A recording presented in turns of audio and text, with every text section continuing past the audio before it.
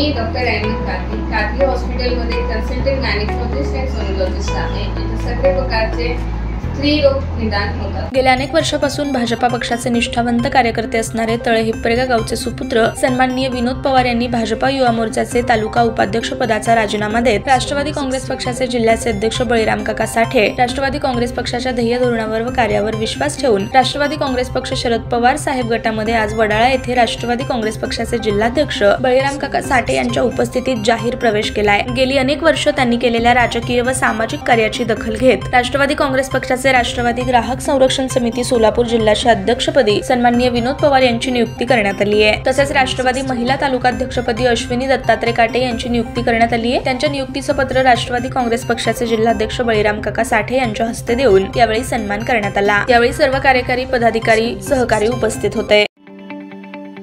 ताज्या बातम्या पाहण्यासाठी प्राईम महाराष्ट्र न्यूज चॅनलला सबस्क्राईब करा.